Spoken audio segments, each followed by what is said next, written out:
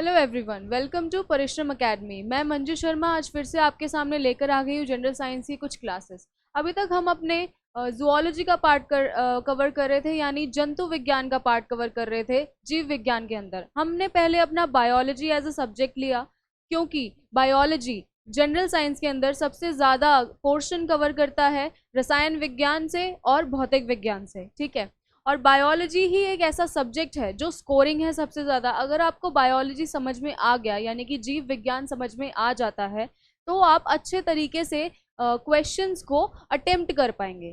ठीक है, मेन हम चीज़ आपको क्या सिखा रहे हैं, आपको राइट अप्रोच सिखा रहे हैं एक पेपर की, किस तरीके से आपको क्वेश्चंस को अप्रोच करना है, क्या क्या चीज़ें पढ़नी है, क्या क्या चीज़ें नहीं पढ़नी है। मैं आपको स्लाइड्स के थ्रू, पिक्टोरियल रिप्रेजेंटेशन के थ्रू, विजुअल के थ्रू ही पढ़ा रही हूँ, क्योंकि मेरा ऐसा मानना है कि हमारा माइंड ज़्यादा ग्रैब तब करता है जब हम देखते हैं उस चीज़ को, सुनते हैं और लिखते हैं। तो जैसे जैसे मैं बोलती हूँ उस चीज़ पे आप ध्यान रखिएगा। ठीक है, उस चीज़ पे ध्यान रखिएगा। साथ साथ अगर आपको किसी को नोट करना है, नोट भी करते रहिएगा, क्योंकि अगर जब आप लिखते हैं, देख रहे हैं, डायग्रामेटिक रिप्रेजेंटेशन से आप देख रहे हैं, ठीक है, तो आपके माइंड में वो चीज़ें छप जाती हैं, वो तस्वीरें छप जाती हैं और आपको याद रहता है, आपके बेसिक्स क्लियर होते हैं। मेन मेरा मोटिव, मैं अपनी हर क्लास में बोलती हूँ, आपके बेसिक क्लियर करना है।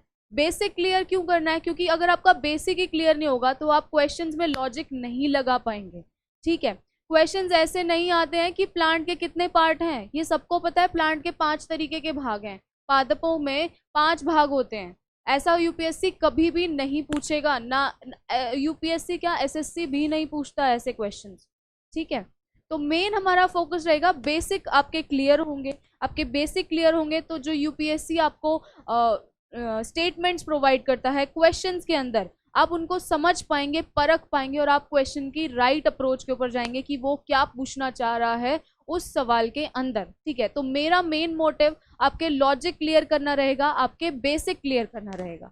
ठीक है, बेसिक्स ही हमारा मेन मोटिव रहेगा। और ये मैं आपको अपनी हर क्लास में याद दिलाती हूँ कि प्लीज़ प्लीज़ प्लीज़ अपनी एनसीईआरटी पढ़िएगा। एनसीईआरटी ही आपका बेसिक, आप मेरा लेक्चर तो पढ़ ही रहे हैं, लेकिन अगर साथ साथ अपनी एनसीईआरटी में रीडिंग देंगे आप लोग, तो आपका वो बिल्कुल अच्छी तरीके से क्लियर हो जाएगा और आपको दोबारा पढ़ने की ज़रूरत नहीं पड़ेगी। बस एक बार एग्जाम टाइम पे रिवाइज कर लें, सफिशिएंट है, ख़त्म हो जाएगा। ठीक है, तो आज हम अपना स्टार्ट करने जा रहे हैं ह्यूमन रिप्रोडक्शन, यानी कि मानव प्रजनन तंत्र। इससे पहले हम बाकी मानव तंत्र पढ़ रहे थे, ऑर्गन सिस्टम पढ़ रहे थे, पाचन तंत्र पढ़ा था, उत्सर्जन तंत्र पढ़ा था। तो हम अलग अलग तरीके के तंत्र पढ़ रहे थे। हम अपना पादपों यानी कि प्लांट्स के बारे में पढ़ चुके थे, खत्म कर चुके थे। ठीक है, और आज हम अपना मानव प्रजनन तंत्र यानी कि ह्यूमन रिप्रोडक्टिव सिस्टम। मैंने आपको प्लांट रिप्रोडक्टिव सिस्टम जब बताया था तो ये बताया था कि पादप कितने तरीके से प्रजनन करते हैं, किस किस तरीके से प्रजनन करते हैं, कैसा कैसा प्रजनन करते हैं, क्या क्या टाइप्स होते हैं। ठीक है, 3 तरीके के टाइप्स बताए थे, सेक्सुअल, एसेक्सुअल और वेजिटेटिव। ठीक है, आई होप आप सबको रिकॉल हो गया होगा और याद आ गया होगा कि उसमें हमने क्या क्या पढ़ा था। तो जैसे पादप प्रजनन करते हैं वैसे ही मानव भी प्रजनन करते हैं, बस मानव थोड़ा अलग तरीके से करते हैं। उनमें डिफरेंट तरीके से रिप्रोडक्शन होता है। डिफरेंट तरीके से कैसे? आपने देखा होगा, एक मानव हमेशा बच्चे को जन्म देता है, अंडा तो नहीं देता है, अंडा तो बाहर नहीं निकलता है जैसे मुर्गी करती है। ठीक है, तो मानव खासकर बाकी एनिमल्स से, बाकी जंतुओं से अलग है। अलग अलग जंतु अलग अलग तरीके से प्रजनन करते हैं, वो आपको इतना डिटेल में पढ़ने की जरूरत नहीं है। इम्पॉर्टेंट आपके लिए मानव प्रजनन तंत्र है, इसलिए हम आज वो पढ़ रहे हैं। बाकी एनिमल्स जिस तरीके से प्रजनन करते हैं, जैसे मुर्गी हो गई, ठीक है, डॉग हो गया, कैट हो गया, तो मेनली हम मैमल्स के बारे में पढ़ेंगे। मैमल्स यानी कि स्तनधारी, स्तनधारी यानी कि जो बच्चों को जन्म देते हैं, यंग वंस को जन्म देते हैं, अंडे को जन्म नहीं देते हैं। ठीक है, ऐसे ही मैमल्स के अंदर मानव आते हैं, ह्यूमंस हमारे मैमल्स के अंदर आते हैं। फिर आप देखिएगा कि रिप्रोडक्शन की यानी कि प्रजनन की जरूरत क्यों पड़ी। अगर प्रजनन नहीं होता, अगर रिप्रोडक्शन नहीं हो रहा होता तो क्या होता? अगर रिप्रोडक्शन नहीं हो रहा होता तो हमारी पीढ़ियां आगे नहीं बढ़ रही होती, तो मानव का परिवार आगे नहीं बढ़ रहा होता। ठीक है। तो अगर हमारा एक परिवार है और उसके अंदर प्रजनन नहीं हो आगे, तो भाई परिवार तो वहीं पे एक टाइम पे जाके सबकी मौत हो जाएगी। डेथ तो सबकी एक टाइम पर जाकर होनी ही है ना। ठीक है। तो क्या होगा, आगे पीढ़ियां नहीं बढ़ेंगी। तो अगर मानव को प्रजनन नहीं करना आता तो आगे पीढ़ियां नहीं बढ़ती, पीढ़ियां नहीं बढ़ती तो आगे सृष्टि नहीं बढ़ती। इसीलिए रिप्रोडक्शन यानी कि प्रजनन बहुत ही जरूरी है हमारी लाइफ के लिए, हमारी पीढ़ियां आगे बढ़ाने के लिए, हमारे आगे आगे नए युग लाने के लिए प्रजनन यानी कि रिप्रोडक्शन बहुत ही जरूरी एक प्रोसेस है। रिप्रोडक्शन नहीं होता तो हम इवॉल्व करके इस तरीके के नहीं दिख रहे होते, तो या तो बंदर के बंदर ही रह गए होते या फिर वहीं पे मर गए होते। ठीक है, अगर रिप्रोडक्शन नहीं हो रहा होता, क्योंकि आप लोगों को पता है रिप्रोडक्शन हमारा एवोल्यूशन से लिंक्ड है। नए जो सारे जीव हैं वो अलग अलग तरीके से रिप्रोड्यूस करते हैं, प्रजनन करते हैं। प्रजनन करते करते करते समय बीतता जाता है, बीतता जाता है, बीतता जाता है, और एक नए जीव, नई सृष्टि बनती जाती है, बनती जाती है आगे चलते चलते। ठीक है, नया जीव, नया ऑर्गेनिज्म इवॉल्व होता रहता है। एवोल्यूशन बहुत ही जरूरी है। क्यों जरूरी है? आगे अपनी पीढ़ी बढ़ाने के लिए। जिस तरीके का वातावरण हमारे आगे आता आता जाएगा, चुनौतियों से भरा वातावरण भी आएगा। ठीक है, उस वातावरण में ढलने के लिए एवोल्यूशन जरूरी है। उसके लिए क्या जरूरी है? प्रजनन जरूरी है, रिप्रोडक्शन जरूरी है। ठीक है, तो ये तो हो गई हमारे रिप्रोडक्शन की बात। आइए अब जानते हैं डिटेल में मानव रिप्रोडक्शन के बारे में, यानी कि ह्यूमन रिप्रोडक्शन के बारे में, कि ह्यूमन रिप्रोडक्शन हमें क्या दिखाता है, क्या दर्शाता है, क्या सिखाता है, कितने तरीके का होता है, कैसे होता है। मैं आपको बता दूं, ह्यूमन रिप्रोडक्शन हमारा सबसे ज्यादा इंटरेस्टिंग है। हमारे तंत्रिका तंत्र यानी कि हमारे ब्रेन यानी कि हमारे मस्तिष्क के बाद बहुत ही इंटरेस्टिंग पार्ट है ह्यूमन रिप्रोडक्शन की। कैसे एक माँ के पेट से बच्चा जन्म लेता है। ठीक है, एक बच्चा पूरा एक नया मानव जन्म लेता है, कितना अद्भुत होता है वो प्रोसेस। ठीक है, तो सीखने में भी ये, देखने में भी ये चीज बहुत अद्भुत है। ठीक है, ये तो प्रकृति ने बनाया है, सारी चीजें ये प्रकृति की दी हुई है, प्रकृति की देन है कि कितनी अद्भुत अद्भुत चीजें हमारे आसपास हो रही हैं। यही तो है general science. Main general science क्या है? जनरल साइंस यही है, आपके वातावरण में जो चीजें हो रही हैं, आपके आसपास जो चीजें हो रही हैं, वही देखनी है आपको, वही ऑब्जर्व करनी है, अनुभव उससे मिलता है। ठीक है, हमारी हर कण कण में जनरल साइंस है। तो बस आपको थोड़ा सा कंसंट्रेशन लगा के हमारे साथ पढ़ना है, हम आपका साथ देंगे इस पेपर को, इस एग्जाम को क्रैक करने में। ठीक है, राइट अप्रोच के साथ। और ऐसा आपको कहीं भी नहीं मिलेगा कि आपको बिल्कुल प्रॉपर अप्रोच प्रोवाइड की जा रही है। ठीक है, हम लोग बहुत मेहनत करते हैं आपके लिए, और हम में भी आशा है कि आप लोग हमारा साथ देंगे और हमारे साथ मिलकर पढ़ेंगे। एंड मैं आपको ये यकीन दिलाती हूँ कि इस कोर्स के एंड में, जब आप ये कोर्स एंड करेंगे, तो आप अपने अंदर एक नया चेंज पाएंगे, एक नया बदलाव पाएंगे, किस तरीके से पेपर को अप्रोच करना है, किस तरीके से क्वेश्चंस को अप्रोच करना है। तो आइए ना देर करते हुए शुरू करते हैं अपना मानव रिप्रोडक्शन यानी कि मानव प्रजनन तंत्र। तो मानव प्रजनन तंत्र, मानव में क्या दो चीजें होती हैं, मेल फीमेल यानी कि नर और मादा। ठीक है, तो नर का अलग रिप्रोडक्टिव सिस्टम होता है, नर का अलग प्रजनन तंत्र होता है, और मादा का अलग प्रजनन तंत्र होता है। मानव रिप्रोडक्शन किसमें क्या होता है? मेनली सेक्सुअल रिप्रोडक्शन होता है, यानी लैंगिक प्रजनन तंत्र हमारे अंदर होता है। अलैंगिक प्रजनन तंत्र मानव में नहीं होता है, ध्यान रखिएगा। इसीलिए हम सिर्फ लैंगिक प्रजनन तंत्र के बारे में पढ़ेंगे। और आपको शायद याद आ गया होगा, जब मैं आपको पादपों का प्रजनन तंत्र पढ़ा रही थी, कि पादपों के प्रजनन तंत्र में मैं आपको बताया था कि लैंगिक प्रजनन तंत्र में क्या होता है, दो गैमेट्स इन्वॉल्व होते हैं, दो सेल्स, मेल और फीमेल की जरूरत होती है अकेले एक पेरेंट से। ठीक है, अकेले एक पेरेंट से कभी भी सेक्सुअल रिप्रोडक्शन यानी कि लैंगिक प्रजनन नहीं हो सकता। तो आइए हम स्टार्ट करते हैं अपने मेल रिप्रोडक्टिव सिस्टम से, यानी कि नर प्रजनन तंत्र से। नर प्रजनन तंत्र के अंदर कौन से ऑर्गन प्रेजेंट हैं, कौन से अंग प्रेजेंट हैं। मेन हम अंग पढ़ेंगे, ज्यादा फालतू में हम बिल्कुल भी नहीं पढ़ेंगे, ज्यादा एक्स्ट्रा बिल्कुल भी नहीं पढ़ेंगे। क्योंकि इतना इंपॉर्टेंट नहीं है, बस आपको बेसिक पता होना चाहिए, ठीक है। मेन मोटिव है आपको बेसिक पता होना चाहिए। तो आइए स्टार्ट करते हैं। पहला क्या होता है? टेस्टिस यानी कि परीक्षक। पहला क्या है? टेस्टिस यानी कि परीक्षक। परीक्षक क्या होते हैं? ये दो ऑर्गन्स होते हैं जहां से स्पर्म निकलता है, यानी कि शुक्राणु निकलता है। शुक्राणु निकलता है, परीक्षक निकलता है यानी कि शुक्राणु निकलता है। ये शुक्राणु किसके अंदर इनक्लोज्ड होते हैं? एक स्क्रोटम, थैले की तरह एक स्ट्रक्चर होता है स्क्रोटम, जिसके अंदर ये एनक्लोज होते हैं, ठीक है। फिर आता है हमारा दूसरा पेनिस यानी कि लिंग, जिसके थ्रू शुक्राणु बाहर आते हैं जब प्रजनन का समय होता है, जब कोइटस का समय होता है, इंटरकोर्स का समय होता है, उसके किसके थ्रू शुक्राणु बाहर आते हैं? पेनिस के थ्रू यानी कि लिंग के थ्रू। ये कहाँ पे प्रेजेंट होता है? स्क्रोटम के ऊपर प्रेजेंट होता है, ठीक है। तो पहला हमने पढ़ा परीक्षक, दूसरा हमने पढ़ा लिंग। अभी मैं आपको डायग्राम के थ्रू दिखाऊंगी, आपको बिल्कुल अच्छे तरीके से समझ आ जाएगा कि ये क्या है और ये कहाँ कहाँ प्रेजेंट है। देखिए, ये देखिए यहाँ पे आपको मेन पढ़ना है, एक्स्ट्रा कुछ भी नहीं पढ़ना है। ये हमारा लिंग है, इसके थ्रू शुक्राणु बाहर आते हैं। यूरेथ्रा हमारा मूत्र मार्ग है, जहां से ये जो नली है ये इसके साथ अटैच्ड है। टेस्टिस यानी कि वृषण, इस वृषण के अंदर शुक्राणु का प्रोडक्शन होता है, शुक्राणु बनते हैं, ठीक है। इस टेस्टिस के अंदर शुक्राणु बनते हैं, इस टेस्टिस के अंदर शुक्राणु बनते हैं।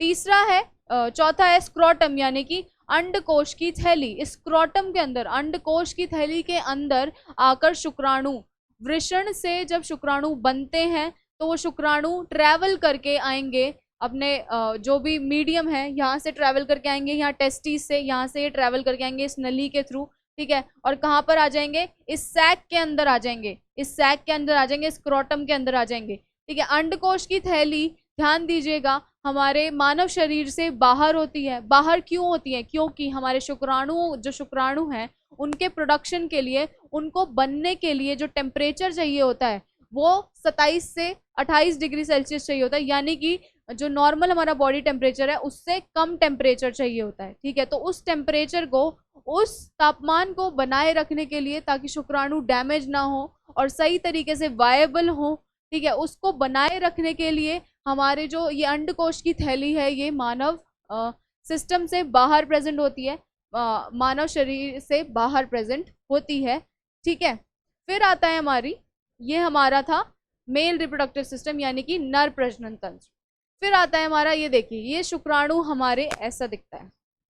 शुक्राणु कोशिका संरचना, कैसे शुक्राणु बनता है, इसके क्या क्या पार्ट हैं, ठीक है। ये देखिए, ये हमारा स्पर्म सेल का स्ट्रक्चर है, ये हमारा इसका हेड है, हेड जो मेन इसका शिरा होता है, इसके शिरे पे हमारे शुक्राणु, ये जो शुक्राणु है इसके अंदर माइटोकॉन्ड्रिया प्रेजेंट होते हैं। माइटोकॉन्ड्रिया क्यों प्रेजेंट होते हैं? माइटोकॉन्ड्रिया शुक्राणु को एनर्जी देते हैं, ठीक है, एनर्जी प्रोवाइड करते हैं ताकि वो चल पाए और चल के वहां तक जो हमारा अंडाणु है उस तक जा पाए, ठीक है। इसीलिए इसके अंदर माइटोकॉन्ड्रिया प्रेजेंट होते हैं। आपको पता है mitochondria powerhouse of the cell है, ठीक है, powerhouse of the cell है। पावर हाउस क्या होता है? जो एनर्जी देता है। तो अगर इसमें एनर्जी ही नहीं होगी शुक्राणु के अंदर तो ये चल के, क्योंकि इसे चलना पड़ता है, ट्रैवल करना पड़ेगा, इसे ट्रैवल करना पड़ेगा अंडाणु तक, फीमेल के, ठीक है। तो उसके लिए इसके अंदर माइटोकॉन्ड्रिया प्रेजेंट होता है, इसको एनर्जी देने के लिए।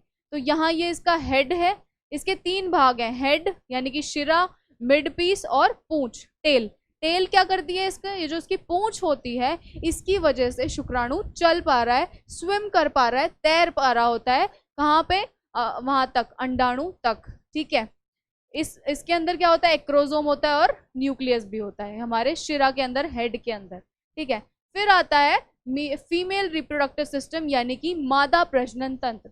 तो जैसे हमारा मेल रिप्रोडक्टिव सिस्टम होता है, नर प्रजनन तंत्र होता है, वैसे ही मादा प्रजनन तंत्र भी प्रेजेंट होता है, ठीक है। अब मादा प्रजनन तंत्र के अंदर कौन कौन से ऑर्गन्स हैं?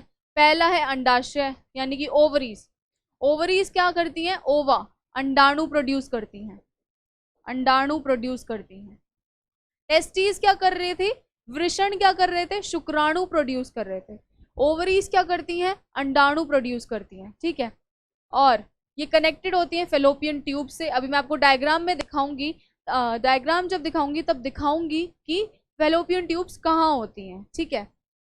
फिर आता है यूट्रस यानी कि गर्भाशय। गर्भाशय के अंदर क्या होता है, यहाँ पे बच्चा रहता है 9 महीने तक एक माँ के पेट के अंदर, ठीक है। तो ये चीज आपको पता होनी चाहिए कि यूट्रस ही वो पार्ट है जो होता तो ये इतना छोटा सा है, एक बॉल जैसा, छोटा सा बॉल जैसा होता है, लेकिन ये साइज में ये स्ट्रेचेबल होता है। ये साइज में जैसे जैसे बच्चा बड़ा होता जाता है वैसे वैसे ये साइज में बड़ा होता जाता है, और जब पूरे बच्चे का आकार जितना होता है उतना आकार तक ले सकता है।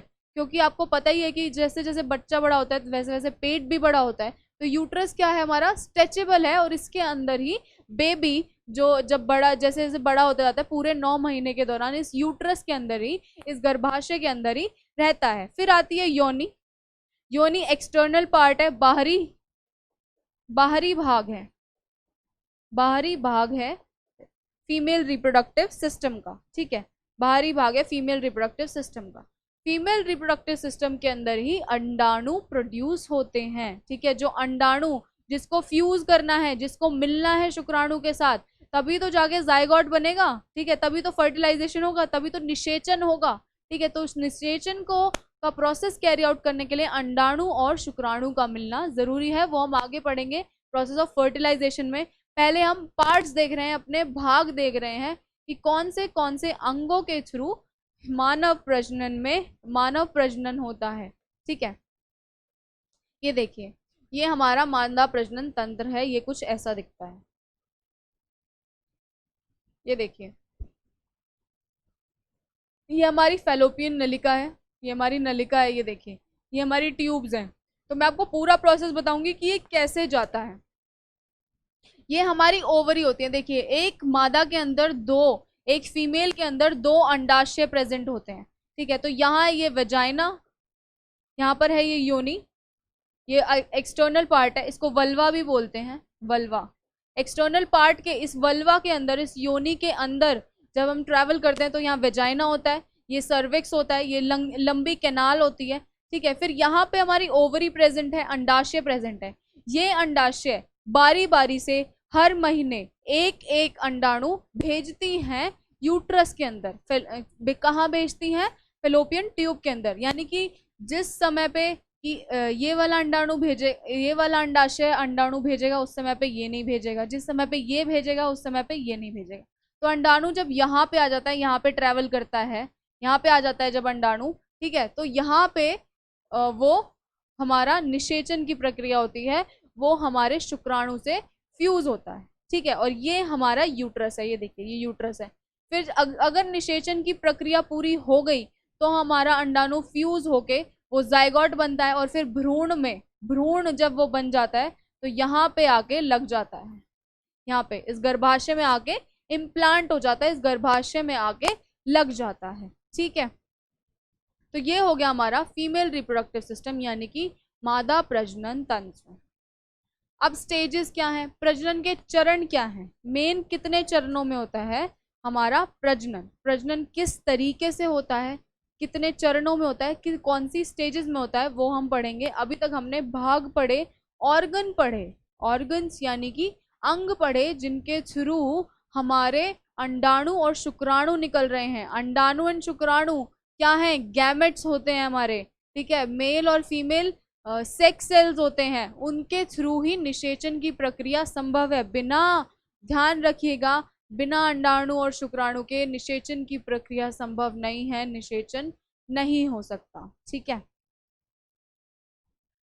मेन और वुमेन, मैंने अभी आपको बताया कि अलग अलग तरीके का हमारे अंदर रिप्रोडक्टिव सिस्टम होता है, अलग अलग तरीके का प्रजनन तंत्र होता है, ठीक है। तो ये प्रजनन तंत्र क्या, इससे क्या होता है, नया ह्यूमन बीइंग बनता है, नया मानव बनता है, नया मानव बनता है, नया ह्यूमन बीइंग बनता है। तो पहला स्टेज, पहला चरण क्या है, फर्टिलाइजेशन का होना, यानी कि निषेचन का होना। निषेचन कब होता है, जब हमारा शुक्राणु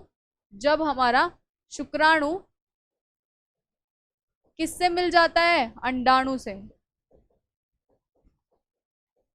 जब हमारा शुक्राणु किससे मिल जाता है? अंडाणु से, ठीक है, तब क्या बनता है? जाइगोट बनता है, जाइगोट बनता है, ठीक है। और वो जाइगोट भ्रूण में तब्दील होकर हमारे यूट्रस के अंदर, हमारे गर्भाशय के अंदर इम्प्लांट हो जाता है, गर्भाशय के अंदर जाकर रहने लगता है 9 महीने तक, जब तक वो बड़ा नहीं होता। देखिए यहाँ पे आपको तस्वीर से क्लियर होगा, यहाँ पे देखिए, ये देख रहे हैं, ये जो है ये हमारा अंडाणु है, ये हमारा एग है। और यहाँ पे ये आप पतले ये छोटे छोटे देख रहे होंगे, छोटे छोटे ये जो घूम रहे हैं, ये शुक्राणु हैं, ये शुक्राणु हैं। ये शुक्राणु क्या कर रहे हैं? यहाँ पे जाके अंडाणु पे जाके फ्यूज हो जाएंगे, अंडाणु पे जाके लग जाएंगे। ऐसा होता है कि बहुत सारे मिलियंस ऑफ शुक्राणु रिलीज होते हैं, लेकिन कोई एक ही अंडाणु के साथ, कोई एक ही एग सेल के साथ फ्यूज कर पाता है, ठीक है। फ्यूज वो एक ही फ्यूज करेगा।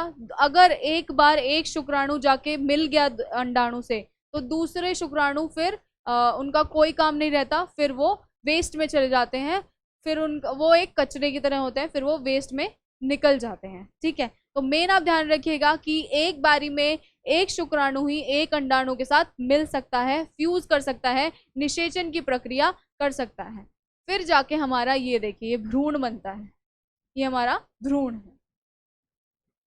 शुरू में क्या होता है? सीधा भ्रूण तो नहीं बनता, शुरू में तो जायगोट होता है, जायगोट, जायगोट बनता है शुरू में जब निषेचन की प्रक्रिया होती है। जायगोट क्या करता है? जायगोट होता है सिंगल, जो 2n डिप्लॉयड होता है। जब मैं आपको सेल डिवीजन पढ़ाऊंगी तो मैं आपको ये बताऊंगी कि जायगोट कितने सेल का होता है, फिर कौन सी स्टेज बनती है, फिर कौन सी स्टेज आती है। 2 से 4 सेल बनते हैं, दो कोशिकाओं से 4 कोशिकाएं मल्टीप्लाई होके माइटोसिस के थ्रू, फिर 4 से 8, 8 से 16, 16 से 32, इस तरीके से उनका डिवाइड, इस तरीके से वो मल्टीप्लाई हो रहे होते हैं, बढ़ रहे होते हैं, ठीक है। तो मेल और फीमेल फर्टिलाइजेशन की प्रक्रिया कराते हैं, एंड ये मैजिक है लाइफ का, ये अद्भुत चीज है, ये बहुत ही अद्भुत प्रक्रिया है जो हमें प्रकृति ने दी है, ठीक है। ये बहुत ही अद्भुत प्रक्रिया है, और इसको लोग लैब में भी, आजकल तो लैब में भी हो रहे हैं, टेस्ट ट्यूब बेबीज भी हो रहे हैं, बहुत अलग अलग तरीके से बन रहे हैं, ठीक है। तो वो सारी चीजें अलग हैं, बट आप देखिएगा कि हमें प्रकृति ने कितनी अद्भुत प्रक्रियाओं से नवाजा है। हमारे तंत्रिका तंत्र कितना अद्भुत है, हमारा मस्तिष्क कितना अद्भुत है, उतना ही अद्भुत एक बच्चे का बनना है एक माँ के पेट से। तो आप ध्यान दीजिएगा कि एक माँ कितना दर्द सहती है उन 9 महीनों में, जब वो उस बच्चे को रखती है अपने पेट में, ठीक है। तभी एक माँ का प्यार कभी भी स्वार्थी नहीं हो सकता, एक माँ कभी भी स्वार्थी नहीं हो सकती, क्योंकि उसने अपने शरीर से उस बच्चे को जन्म दिया है, अपना शरीर उसने अपने बच्चे को प्रदान किया है आधे से ज्यादा, ठीक है। तो ये एक मैजिक ऑफ लाइफ है, ये एक अद्भुत चीज है। ये देखिए यहाँ हमारा मेन चीज ऐसे होता है, ये हमारा एग सेल है, अंड कोशिका है, यहाँ पे आके एक ही शुक्राणु क्या करेगा, देखिए एक ही यहाँ पे फ्यूज हो रहा है एग सेल के साथ, स्पर्म शुक्राणु अंड कोशिका के अंदर प्रवेश कर जाता है। यहाँ पे देखिए इसका बड़ा, आप देखिए ये इतने सारे स्पर्म आ रहे हैं, इतने सारे शुक्राणु आ रहे हैं, जो सबसे पहले तैर कर जाएगा ये गया, ये अंड कोशिका की दीवार है, ठीक है, ये अंडाणु की दीवार है, और इसने पहले ये यहाँ पे जाके फ्यूज हो गया। इसके बाद ये जितने भी शुक्राणु हैं ये सारे खराब हो जाते हैं, इनका कोई काम नहीं रहता है, ठीक है। तो ये इस तरीके से फ्यूज करता है। फिर दूसरा चरण हमारा रिप्रोडक्शन के अंदर, दूसरा चरण हमारा प्रजनन के अंदर कौन सा है? वो है प्रेगनेंसी, गर्भावस्था। प्रेगनेंसी कितने महीने की होती है? 9 महीने की होती है। ह्यूमंस के अंदर, मानव शरीर के अंदर प्रेगनेंसी, गर्भावस्था 9 महीने की होती है, ठीक है। अब निषेचन की प्रक्रिया पूरी हो गई, फिर क्या होता है कि हमारा जो भ्रूण बनता है वो यूट्रस में, गर्भाशय में जब चला जाता है, गर्भाशय में जब वहाँ पे ठहर जाता है जाकर, तब हमारी प्रेगनेंसी, तब गर्भावस्था शुरू होती है, ठीक है। प्रेगनेंसी प्रोसेस होती है जब हमारा भ्रूण,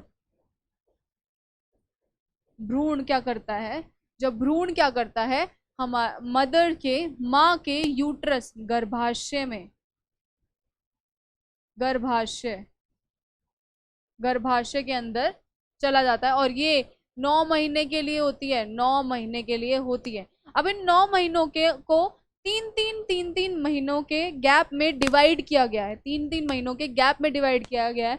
वो गैप किस तरीके से होता है, वो 3 3 महीने में क्या कैसे डिवाइड किया गया कि बच्चा इस टाइम इतना बड़ा हो गया, अब उसके हाथ सर पैर आ गए, अब उसकी धड़कन बनने लगी, ठीक है। तो इस तरीके से 9 महीनों को डिवाइड किया गया है।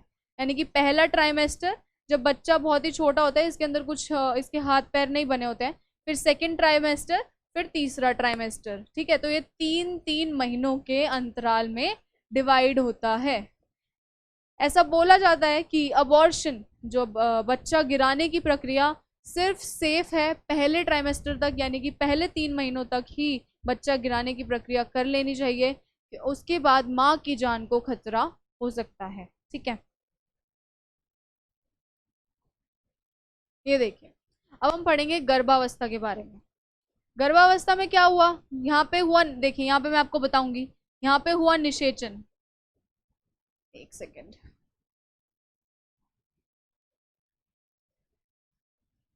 यहाँ पे हुआ, ये यहाँ पे शुक्राणु आया, ये यहाँ पे शुक्राणु आया, ये अंडाणु आया, ठीक है। ये दोनों मिल गए, इन्होंने क्या किया, निषेचन की प्रक्रिया करी, निषेचन हुआ, निषेचन,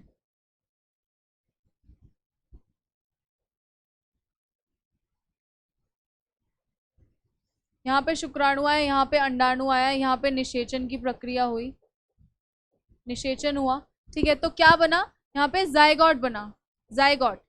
अब जाइगोट में कितने सेल्स थे, 2n, डिप्लॉयड होता है वो, फिर उससे क्या बनता है, फिर 4 सेल्स बनते हैं, चार चार कोशिका वाला सेल बनता है, फिर 8 बनता है, 8 से 16 बनता है, फिर ये भ्रूण कहलाता है, एम्ब्रियो कहलाता है, भ्रूण कहलाता है यहाँ पे, ठीक है। तो जब ये भ्रूण बना, एम्ब्रियो बनता है 8 हफ्तों में, 8 हफ्तों में बनता है, तब उस एम्ब्रियो को जब ये एम्ब्रियो दिखाई देने लग जाता है कि एक मानव की तरह इसकी संरचना हो जाती है, यानी कि थोड़ी थोड़ी आंखें बन गई, छोटे छोटे हाथ आ गए, हाथों में थोड़ी थोड़ी उंगलियां दिखने लग गई, थोड़े थोड़े पैर बन गए, तब इसे क्या बोलते हैं, फीटस बोलते हैं, तब इसे क्या बोलते हैं, फीटस बोलते हैं, भ्रूण बोलते हैं, ठीक है। तो 40 वीक लगते हैं, यानी कि 9 महीने लगते हैं फीटस को, भ्रूण को पूरी तरीके से एक मानव में तब्दील होने के लिए, पूरी तरीके से एक मानव में बनने के लिए, ठीक है, एक ह्यूमन में बनने के लिए। ह्यूमन में बनने के लिए क्या क्या चाहिए, पूरा दिमाग डेवलप होना चाहिए, मस्तिष्क पूरा डेवलप हो गया, हार्ट पूरा डेवलप हो गया, सारे अंग तंत्र बन गए अंदर के, सारी उंगलियां बन गई, हाथ बन गए, पैर बन गए, ठीक है। तो ये सारी चीजें जब बन जाती हैं, ये सारी चीजें बनने के लिए कितना टाइम चाहिए, ये सारी चीजें बनने के लिए चाहिए 9 महीने, यानी कि 40 वीक, ठीक है। और जब भ्रूण पूरी तरीके से वूम के अंदर, यानी कि गर्भाशय के अंदर, गर्भाशय के अंदर बन जाता है, गर्भाशय के अंदर बड़ा हो जाता है, ठीक है। फिर क्या होता है कि एक चीज बहुत इंपॉर्टेंट है कि भ्रूण हमारे गर्भाशय के अंदर तो प्रेजेंट है, भ्रूण गर्भाशय के अंदर तो बनता है, लेकिन ऐसे थोड़ी कि वो पड़ा रहता है और उसको न्यूट्रिएंट नहीं मिल रहा, वो बढ़ कैसे रहा है, वो बड़ा कैसे हो रहा है, तो वो एक चीज के थ्रू, एक प्लेसेंटा होती है, ठीक है, प्लेसेंटा, अम्बिलिकल कॉर्ड, ठीक है, हिंदी में प्लेसेंटा प्लेसेंटा ही होती है, प्लेसेंटा के थ्रू वो ज्वाइन होता है, वो प्लेसेंटा जो नाभि होती है, जो माँ की नाभि होती है उसके थ्रू ज्वाइन होता है, वहीं से वो प्लेसेंटा क्या कर रही होती है, उस भ्रूण को, उस बेबी को, उस फीटस को न्यूट्रिएंट प्रोवाइड कर रही होती है, न्यूट्रिएंट, मिनरल, जो भी चीजें उसे बढ़ने के लिए चाहिए वो प्रोवाइड कर रही होती है। यानी कि जो चीज एक माँ खाएगी, ठीक है, चाहे वो कुछ भी खा रही है, वही चीज उसका, वैसा ही उसका बेबी वही न्यूट्रिएंट, वही चीजें लेगा, ठीक है। अब जो चीज उसकी माँ की बॉडी खाएगी वही तो उसके बच्चे के पेट में जाएगा, बच्चे के पास वही न्यूट्रिशन तो जाएगा। इसलिए बोला जाता है कि गर्भावस्था के टाइम पर हम एक माँ को अच्छी चीजें खानी चाहिए, मदिरा पान नहीं करना चाहिए, स्मोक नहीं करना चाहिए। क्यों नहीं करना चाहिए? वो बच्चे के लिए बहुत ही हार्मफुल रहता है, बच्चे के लिए वो सही नहीं है, ठीक है। इसीलिए ऐसा बोला जाता है कि बहुत ही देखकर और अच्छी अच्छी चीजें, जितनी अच्छी चीजें खा सके एक माँ वो खानी चाहिए, ताकि बच्चा फुली हेल्दी, ठीक है, बच्चा बहुत ही हेल्दी ग्रो करे। तो ये प्लेसेंटा के थ्रू अटैच्ड होता है, ये प्लेसेंटा वॉर्म के गर्भाशय में अटैच्ड होती है, और ये फीटस हमारा एक फ्लूइड से सराउंडेड होता है, एक तरल पदार्थ से घिरा हुआ होता है हमारा फीटस, ठीक है। उसे बोलते हैं हम एमनियोटिक फ्लूइड, ठीक है, जो क्या कराता है? शॉक एब्जॉर्बर कराता है। यानी कि शॉक एब्जॉर्बर यानी कि अगर कोई धक्का लगा माँ को किस तरीके से बाहरी, अगर माँ गिर गई है, ठीक है, तो शॉक एब्जॉर्बर बच्चे को बचाने के लिए उस शॉक से, बाहरी शॉक से, उससे कौन बचाता है? हमारा एमनियोटिक फ्लूइड बचाता है, ये तरल पदार्थ बचाता है जिसके अंदर बच्चा, जिस थैली के अंदर बच्चा जन्म ले रहा होता है, जिस थैली के अंदर बच्चा घिरा हुआ होता है। ये देखिए, ये हमारा, ये देखिए, ये वूम्ब है, कोख है, ये पूरी कोख है, ठीक है। यहाँ पे हमारा भ्रूण है, ये पूरा डेवलप हो चुका है। ये प्लेसेंटा है, नाल है, ये प्लेसेंटा है जिसके थ्रू बच्चा कनेक्टेड है माँ की बॉडी से, माँ की पूरी बॉडी से बच्चा किससे कनेक्टेड है? नाल के थ्रू, ठीक है। और ये गर्भनाल है, अम्बिलिकल कॉर्ड है, ठीक है। फिर भ्रूण, ये एमनियोटिक फ्लूइड है, इसके अंदर इस बच्चे के चारों तरफ, ठीक है, तरल पदार्थ होता है, तरल पदार्थ होता है, भ्रूण आवरण द्रव होता है, भ्रूण आवरण द्रव होता है, तरल पदार्थ होता है, एमनियोटिक फ्लूइड होता है, जो बच्चे को बाहर शॉक से, बाहर के एक्सीडेंट से बचाने में मदद करता है। इस थैली के अंदर बच्चा होता है वो पूरी फ्लूइड से भरी होती है, इस तरल पदार्थ से भरी होती है, ठीक है। यहाँ पे ये हमारी गर्भग्रीवा है, ये यहाँ पे ये बंद होता है, तब तक बंद होता है जब तक, कब तक बंद होता है? जब तक बच्चे के पूरा टाइम बढ़ने का, जबकि बच्चा पूरा बढ़ चुका है तभी ये जगह, ये नाल, ये योनि, ये बर्थ कैनाल खुलती है, उससे पहले बर्थ कैनाल नहीं खुलती है। हाँ, एक्सीडेंट के टाइम पे एक्सेप्शन है, एक्सीडेंट जब हो जाता है तो ये बर्थ कैनाल खुल जाती है, बच्चा गिर गया, अबॉर्शन के टाइम पे डॉक्टर्स इसको खोल देते हैं, ठीक है, जब अबॉर्शन करा रहे हैं तो वो सारी चीज़ें आर्टिफिशियल हैं, वो सारी चीज़ें हम करा रहे हैं। लेकिन अगर एक स्वस्थ माँ है तभी उसकी जो बर्थ कैनाल है, उसकी जो योनि तभी खुलती है जब बच्चा पूरा बड़ा हो जाता है और लेबर का टाइम शुरू हो जाता है, यानी कि डिलीवरी का टाइम शुरू हो जाता है, ठीक है। तो ये इस तरीके से फीटस हमारा, भ्रूण बड़ा होता है एक माँ की कोख के अंदर। ये देखिए, ये कितना अद्भुत है, आप ध्यान से देखिए, कितनी ज्यादा अद्भुत है ये प्रक्रिया, ठीक है। ये आपको रट्टा मारने की जरूरत नहीं है, ये चीजें पता होनी चाहिए, ये बेसिक है, ये चीजें पता होनी चाहिए हर किसी को। आप यूपीएससी, पूरे देश की सबसे बड़ी परीक्षा दे रहे हैं, देश की सबसे बड़ी परीक्षा के लिए तैयार हो रहे हैं, तो आपको मेंटली, इमोशनली अच्छे तरीके से तैयार होना, अपना माइंड मेकअप करना, ठीक है, अपने आप को सोशली बढ़ाना, वो कैसे होगा? जब आपको साइंस के बारे में पता होगा। और साइंस में सबसे अद्भुत हमारा ये बच्चे का बड़ा होना है। ध्यान से देखिए कि ये 4 वीक का बच्चा, ये देखिए, ये 4 वीक का होता है, इतना सा ना इसके हाथ हैं, बस थोड़ी थोड़ी आंखें दिख रही हैं, थोड़ा थोड़ा हार्ट। आप जान लीजिएगा, जब बच्चे में बच्चा बड़ा होता है, भ्रूण बनता है, तो सबसे पहले बच्चे की हार्ट बीट आती है, यानी कि सबसे पहले बच्चे की हार्ट बीट शुरू होती है, ठीक है। तब उससे पता लगता है कि एक मदर प्रेग्नेंट है, जब बच्चे की हार्ट बीट आनी शुरू हो गई है, ठीक है। फिर ये 5 मंथ का बच्चा है, इसके हाथ बढ़ गए हैं, पैर बढ़ गए हैं, ठीक है। फिर ये 8 महीने का बच्चा है, 8 महीने का बच्चा पूरा बड़ा होता है। आप देखिएगा कि बच्चा कितना बड़ा होता है और वो इतनी छोटी सी जगह पे कितने दुख में रहता है, उससे ज्यादा दुख में वो माँ होती है जब वो बच्चा पूरे 8-9 महीने तक पेट के अंदर होता है, ठीक है। तो ये हमारी पूरी प्रक्रिया थी। अब हम आते हैं कि फंक्शन, मेन पार्ट। मैंने आपको अभी बताया कि बच्चे को न्यूट्रिएंट कहाँ से मिल रहा है, बच्चे को न्यूट्रिएंट कहाँ से मिल रहा है? उस नाल से मिल रहा है। कहाँ से मिल रहा है? इस नाल से मिल रहा है।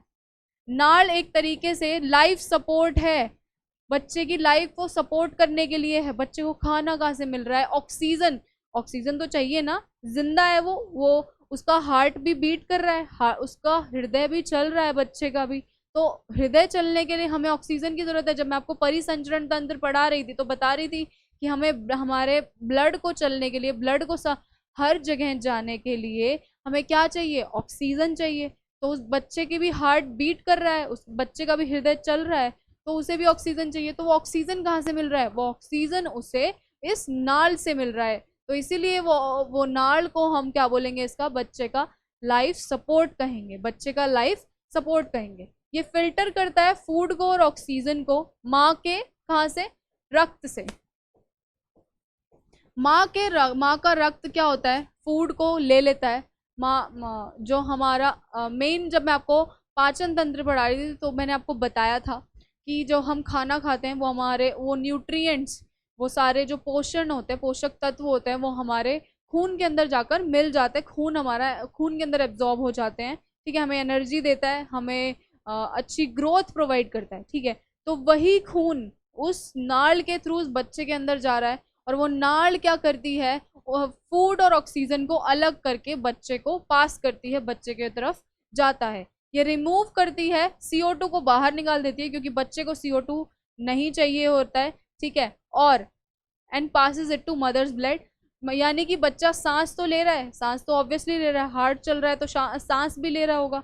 ठीक है, सांस ले रहा है, सांस छोड़ रहा है तो CO2 निकल रहा होगा। तो वो CO2 किसके थ्रू बाहर जाता है? वो CO2 भी इस नाल के थ्रू ही बाहर जाता है। ऑक्सीजन इस नाल के थ्रू अंदर जाता है, खाना पोषण इस नाल के थ्रू अंदर जा रहा है बच्चे की तरफ, कार्बन डाइऑक्साइड जो वेस्ट बच्चा निकाल रहा है वो इस नाल के थ्रू बाहर जा रहा है। ठीक है, तो ये हमारी प्रक्रिया थी कि किस तरीके से बच्चे को वो पोषण मिलता है, न्यूट्रिएंट मिलता है जब वो माँ के पेट में होता है। ठीक है, अब हम आते हैं अपनी तीसरी स्टेज पे, तीसरे चरण पे। वो क्या है? जन्म, यानी कि बर्थ। 9 महीने के बाद जब बेबी पूरी तरह ग्रो हो जाता है, यानी कि बेबी के हाथ, नाक, आंख, कान, पैर सब कुछ बड़े हो गए, सब कुछ बन गए। ठीक है, उस 9 महीने के बाद वो बेबी, उस 9 महीने के बाद जब वो बेबी बड़ा होता है तो क्या होता है कि वो उसका जन्म होता है। कहाँ से? वुमेन की वजाइना से, वुमेन की एक मादा की योनि से, योनि से।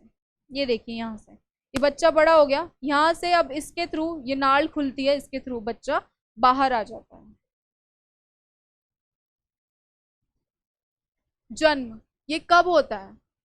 लेबर कब होता है? जब जो स्ट्रॉन्ग मसल्स होती हैं, आपको पता है बच्चा हैवी होता है, बच्चा इतना हैवी है। ठीक है, उस हैवी बच्चे को रखने के लिए यूट्रस में स्ट्रॉन्ग मसल्स की जरूरत होती है कि भैया मसल्स बहुत ही ज्यादा स्ट्रॉन्ग हो, अगर वीक होंगी तो बच्चा गिर जाएगा, बढ़ ही नहीं पाएगा। ठीक है, उन स्ट्रॉन्ग मसल्स के अंदर जब कॉन्ट्रैक्शन होता है, वो मसल्स जब यूट्रस की, जब गर्भाशय की मसल्स कॉन्ट्रैक्ट करना शुरू करती हैं, जब गर्भाशय की मसल्स कॉन्ट्रैक्ट करना शुरू करती हैं, तब उसे बोलते हैं लेबर। लेबर पेन एक तरीके का दर्द होता है।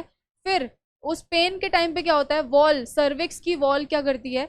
खुल जाती है, जो योनि होती है मादा की वो खुल जाती है, और उस योनि के खुलने पे, ठीक है, उस योनि के खुलने पे बच्चे का बर्थ हो जाता है, बच्चे का जन्म होता है। क्योंकि जब वॉल ऑफ वेजाइना स्ट्रेच करेगी, ठीक है, तो बेबी बाहर की तरफ पुश हो जाएगा, बाहर की तरफ बच्चा पुश होगा, उसे लेबर पेन बोलते हैं। वो पेन इसीलिए होता है ताकि बच्चा बाहर की तरफ आ पाए। और ऐसा बोला जाता है कि जब बच्चे का जन्म होता है तो एक माँ को जो दर्द होता है, वो दर्द किसके बराबर होता है? वो दर्द इसके बराबर होता है कि 200 की आपकी जो 206 की 206 हड्डियां हैं वो एक साथ तोड़ दी गई हूँ, कि आपकी जो 206 हड्डियां हैं वो एक साथ तोड़ दी गई हो। इतना दर्द होता है, इतना ज्यादा वो लेबर पेन होता है। तो आप महसूस कर सकते हैं कि सोचो कि कितना दर्द हो रहा होगा। ठीक है, तब बच्चे का जन्म होता है, तब बर्थ होता है एक नए मानव का, एक नए ह्यूमन का। ठीक है, तो ये हमने अपनी प्रक्रिया पढ़ी कि किस तरीके से एक बच्चे का जन्म होता है, कौन से भाग होते हैं जो हेल्प करते हैं, कौन से ऑर्गन्स होते हैं एक मानव शरीर के अंदर, नर और मादा के अंदर, जो क्या कराते हैं? हमारा रिप्रोडक्शन कराते हैं, प्रजनन कराते हैं। अब अब नए बच्चे का जन्म हो गया, तो इस जन्म के बाद क्या होता है? इस जन्म के दौरान क्या होता है? हेल्थ की जरूरत होती है, प्रजनन स्वास्थ्य सही रखने की जरूरत होती है। अगर हम सही नहीं खाएंगे तो बच्चा सही नहीं बढ़ेगा, बच्चा सही नहीं बढ़ेगा तो वो वीक होगा तो उसके अंदर कुछ ना कुछ दिक्कत होंगी, उसके अंदर कोई ना कोई बीमारियां लग जाएंगी वो अगर वीक होगा तो। तो मेन क्या होता है, इसके बाद आती है हमारी प्रजनन स्वास्थ्य। प्रजनन स्वास्थ्य क्या होता है? WHO के according total wellbeing in all aspects of reproduction. ठीक है, यानी कि फिजिकली भी एक इंसान सही होना चाहिए, इमोशनली भी सही होना चाहिए, बिहेवियरल भी सही होना चाहिए, और इसकी सोशल भी वो फिट होना चाहिए, तब जाकर वो एक प्रॉपर प्रजनन कर पाता है। यानी कि नर और मादा दोनों फिजिकली भी, इमोशनली भी, सोशली भी, और बिहेवियर, उनका बिहेवियर सही हो, तब जाके वो एक बच्चे का जन्म देंगे। एक माँ बिना स्ट्रेस के बच्चे को जन्म देगी, और जन्म देने के बाद भी उस बच्चे को पालने के लिए, ठीक है, सही बिहेवियर की जरूरत है। उसके अंतर्गत क्या, इसके अंतर्गत आती है हमारी रिप्रोडक्टिव हेल्थ, यानी कि हमारा प्रजनन स्वास्थ्य। ठीक है, हमारा प्रजनन स्वास्थ्य। इसको अचीव करने के लिए फैमिली प्लानिंग स्टार्ट हुई थी। कब स्टार्ट हुई थी? 1951 में फैमिली प्लानिंग स्टार्ट हुई थी। रिप्रोडक्टिव हेल्थ की, प्रजनन स्वास्थ्य की क्या क्या प्रॉब्लम्स थी और क्या क्या स्ट्रैटेजीज थी, वो हम अब पढ़ेंगे कि क्या क्या इंडिया में कौन सी प्रॉब्लम्स आई, कौन सी हमने सॉल्यूशंस अपनाए, उन सॉल्यूशंस में हमने क्या देखा कि हमें क्या करना चाहिए, क्या नहीं करना चाहिए। ठीक है, मेन ऐसा बोला जाता है कि इंडियन कल्चर में हम लोग सेक्स एजुकेशन को छुपा कर रखते हैं। ठीक है, मेरे आजकल सबके हिसाब से सेक्स एजुकेशन इम्पॉर्टेंट है। ठीक है, क्यों इम्पॉर्टेंट है? हमारे माइंड सेट को ठीक करने के लिए, हमारे दिमाग को ठीक करने के लिए। जो ये रेप केसेस रोज हो रहे हैं, क्यों हो रहे हैं? क्योंकि लोगों का माइंड सेट सही नहीं है। लोग ब्लेम करते हैं एक लड़की के ऊपर, ठीक है, कि वो गलती है उसकी।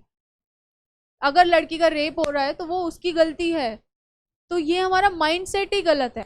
तो अगर हमें शुरू से ही, घर से ही सिखाया जाए, घर से ही सही प्रॉपर एजुकेशन मिले, स्कूल में प्रॉपर सेक्स एजुकेशन मिले, तो ये सारी चीज़ें रुक सकती हैं। खैर, ये तो सोशल बात है, ठीक है, वो सारी चीज़ें साइंस के अंदर भी सोशल चीज़ें आती हैं, क्योंकि ये हमारे माइंड सेट, ये हमारी दिखाता है कि हमारे दिमाग की सोचने की, समझने की शक्ति कहाँ तक है, हम कितना कहाँ तक सोच सकते हैं।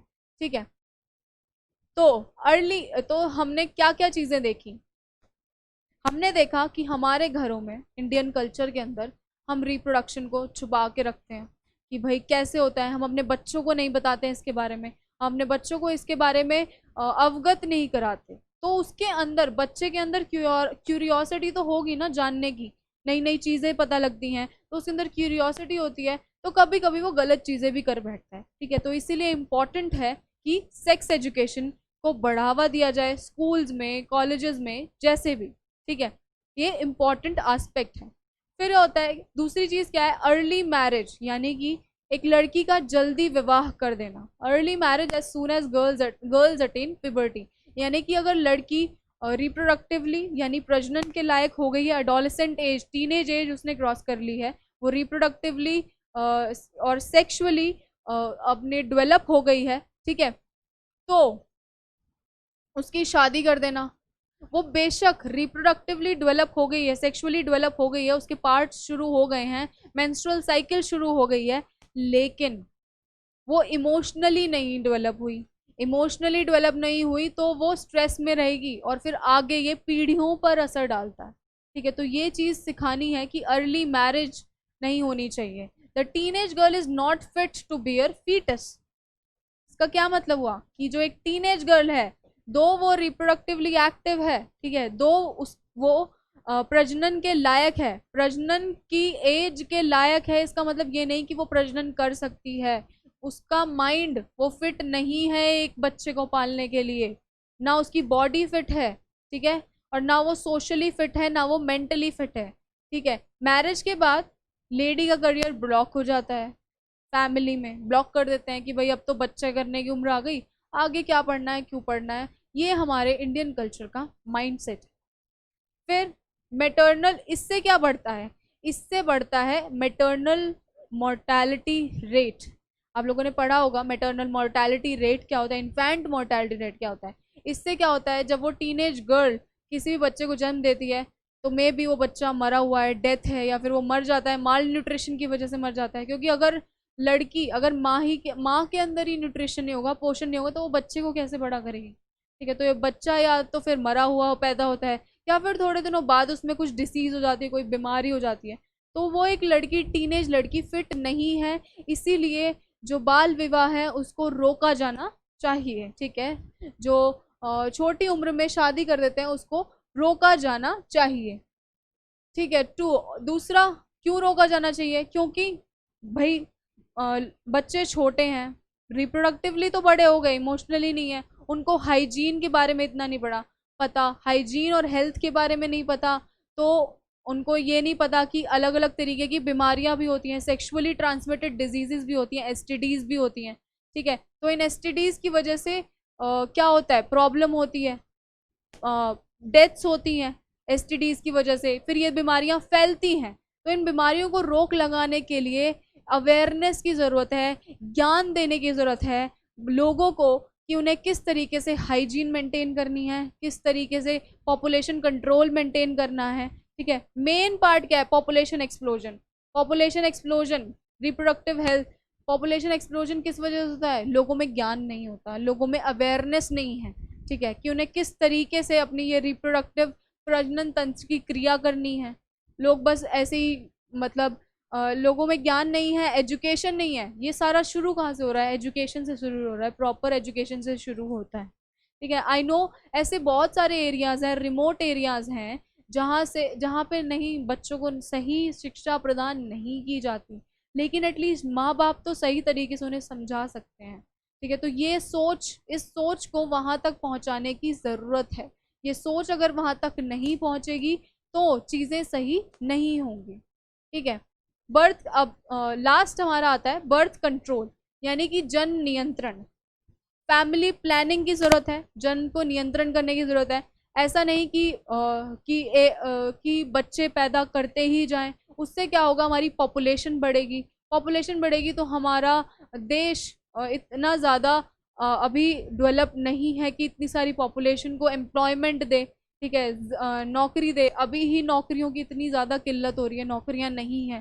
ठीक है, तो पॉपुलेशन एक्सप्लोजन होगा, तो उस पॉपुलेशन को कंट्रोल करने के लिए जन्म नियंत्रण की ज़रूरत है। ठीक है, मेन जन्म नियंत्रण के क्या मेथड्स हैं वो हम पढ़ेंगे। Natural method, barrier method, devices होते हैं, इंजेक्शन, सर्जिकल मेथड्स, ये अलग अलग तरीके के मेथड्स हैं बर्थ कंट्रोल के लिए। ठीक है, जैसे कि कॉन्डम्स शुड बी यूज्ड। क्यों यूज़ करने चाहिए? पॉपुलेशन एक्सप्लोजन को रोकने के लिए यूज़ करने चाहिए। ऐसा बोला जाता है कि 2 ही बच्चे एक परिवार में, एक माता पिता के 2 ही बच्चे अभी तक होने चाहिए, वरना आज तो हमारा इंडिया का एरिया जितना बड़ा है, आज तो हमारा इंडिया 3rd पे है पॉपुलेशन में। ठीक है, 2nd पे है पॉपुलेशन में। थोड़े दिनों में वो चाइना को भी आगे निकल जाएगा, चाइना को भी पीछे छोड़ देगा। ऐसा बोला जाता है कि हमारे यूपी की आबादी 19 करोड़ है। हमारे यूपी की आबादी 19 करोड़ है। 19 करोड़ का मतलब है एक ब्राजील अगर यूपी को अलग देश बना दिया जाए तो एक ब्राजील की तरह देश बन जाए। ब्राजील की आबादी है 19 करोड़। ठीक है, वो हमारे अकेले एक स्टेट यूपी की आबादी है। तो उस पॉपुलेशन को कंट्रोल करने के लिए ये मेथड ज़रूरी हैं। उनमें से सबसे ईजीएस्ट मेथड, सबसे चीपेस्ट मेथड कौन सा होगा? वो है कॉन्डम्स का यूज़ करना। ठीक है, प्रोटेक्शन का यूज़ करना। और भी बाकी चीज़ें हैं, नेचुरल मेथड्स हैं, कॉपर्टीज और ये सारी चीज़ें, सर्जिकल मेथड्स हैं, नसबंदी वगैरह, ये सारे मेथड्स हैं, लेकिन सबसे चीपेस्ट मेथड है कॉन्डम्स का यूज़ करना पॉपुलेशन एक्सप्लोजन के लिए। तो ये हमारे कुछ मेथड्स थे। फिर हमारा आता है मेडिकल टर्मिनेशन ऑफ प्रेगनेंसी। मैंने आपको बताया कि हमारा जब भी अबॉर्शन कराना होता है, अबॉर्शन सेफ होता है फर्स्ट ट्राइमेस्टर में। ठीक है, तो हमारे देश में ये कानून है कि बिना कि क्या होता है कि भाई लड़का और लड़की को देख के लोग क्या कराते हैं, डिटेक्ट करा लेते हैं कि लड़की है और बच्चा गिरा देते हैं, अबॉर्शन करा देते हैं। ये इलीगल है हमारे देश में, ये नहीं होना चाहिए। इससे क्या होता है? सेक्स रेशो कम रहता है। ठीक है, लड़के ज़्यादा हो जाएंगे, लड़कियां कम हो जाएंगी, उससे हमारे देश की जीडीपी पे असर होगा, नेशनल जीडीपी पे असर होगा, देश की ग्रोथ पे असर होगा, देश की डेवलपमेंट पे असर होगा। ठीक है, तो ये चीज़ इलीगल है। 2 काम होते हैं बट अब कम होते हैं कि बच्चा ये देखा कि लड़की है तो बच्चा गिरा दिया, लड़के के चक्कर में कराते रहते हैं, अबॉर्शन कराते रहते हैं। आखिर में क्या होता है, वो माँ इतनी वीक हो जाती है कि फिर आगे वो बच्चा कर ही नहीं पाती। ठीक है, तो ये सारी प्रॉब्लम्स हैं, ये सारी बीमारियां हैं, ये इन सारी बीमारियों से अवगत होना चाहिए, हमें अवेयरनेस क्रिएट करनी चाहिए। ठीक है, ये कब होगा? जब हमारा माइंड सेट ठीक होगा, जब हमारा माइंड ठीक होगा। ठीक है, लीगल रिस्ट्रिक्शन है फीमेल फेटिसाइड के लिए। फिर आती है हमारी सेक्सुअली ट्रांसमिटेड डिजीजेस। वो कौन सी होती हैं? Gonorrhoea, syphilis, herpes, HIV, AIDS. HIV AIDS के बारे में मैं अलग से क्लास लूंगी, उसका पूरा अलग से आपको बताऊंगी, क्योंकि वो इम्पॉर्टेंट है, उनके बारे में पढ़ना इम्पॉर्टेंट है। तो HIV एड्स एक सबसे बड़ी बीमारी है जो STD में आती है, सेक्सुअली ट्रांसमिटेड डिजीज से आती है, जो बिना प्रोटेक्शन यूज करे हम करते हैं, मल्टीपल सेक्स पार्टनर्स होते हैं, इन सारी चीज़ों से होता है।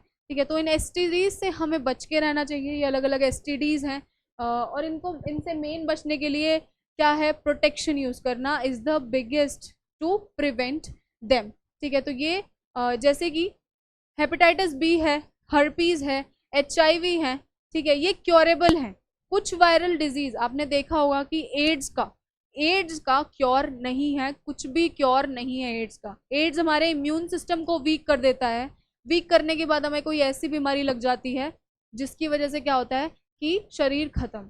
कभी भी इंसान एड्स से नहीं मरता, वो किसी और बीमारी से मरता है, क्योंकि एड्स क्या करता है? हमारे इम्यून सिस्टम को खत्म कर देता है, वीक कर देता है। ठीक है, तो इन सारी बीमारियों से बचने के लिए प्रोटेक्शन का यूज करना, मल्टीपल सेक्स पार्टनर्स अवॉइड करना, ये सारी चीजें लागू करनी जरूरी है।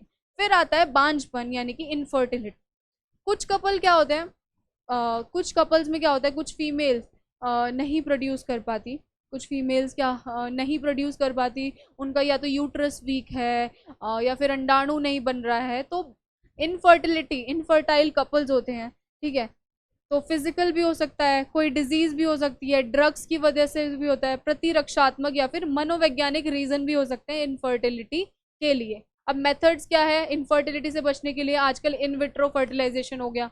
इन विट्रो का मतलब IVF, सबने पढ़ा होगा, टेस्ट ट्यूब बेबीज के बारे में। ठीक है, टेस्ट ट्यूब बेबीज होने स्टार्ट हो गए, यानी कि इनफर्टिलिटी का एक नया फैक्टर है जिससे हम इनफर्टिलिटी अगर जिसको हो रही है वो कपल्स यूज कर सकते हैं। ठीक है, दूसरा है गैमेट ट्रांसफर।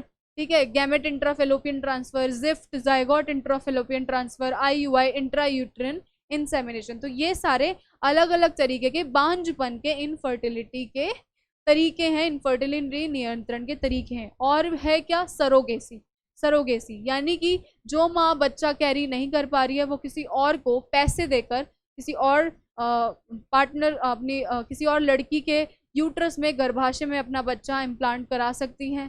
ठीक है, तो सरोगेसी लीगल है, बट अभी आपने पढ़ा होगा रिसेंटली बिल आया था, सरोगेसी बिल, जिसके अंदर सरकार ने और नए नियम लागू किए हैं। ठीक है, तो एक करंट का टॉपिक है, आपको पता होना चाहिए, ज़रूर जाके पढ़िएगा सरोगेसी बिल के बारे में, जो नया बिल आया है उसके क्या क्या फैक्टर्स हैं। ठीक है, तो इस तरीके से ये इनफर्टिलिटी कंट्रोल हो सकती है, इस तरीके से इनफर्टिलिटी के नियंत्रण हम कर सकते हैं। तो आजकल बहुत सारी चीज़ें, बहुत सारे फैक्टर्स आ गए हैं, बहुत सारी चीज़ें आ गई हैं कि इनफर्टिलिटी रोक सकते हैं, पॉपुलेशन कंट्रोल भी हम कर सकते हैं। तो ये सारी चीज़ें हमारी रिप्रोडक्टिव हेल्थ में आती हैं, प्रजनन स्वास्थ्य के अंतर्गत आती हैं। मैंने आपको प्रजनन तंत्र के बारे में पढ़ाया, कैसे प्रजनन होता है, कैसे बच्चा बनता है, इन सारी चीज़ों के बारे में पढ़ाया। आई होप आपको आज की क्लास पसंद आई होगी। हम लोग बहुत मेहनत करके आपके लिए चीज़ें लेकर आते हैं, आपको पढ़ाने के लिए, आपके लिए राइट स्ट्रैटेजी, राइट अप्रोच लेकर आते हैं। और हमारे साथ जुड़े रहिएगा। And thank you. आज के लिए बस इतना ही, मिलते हैं नेक्स्ट क्लास में।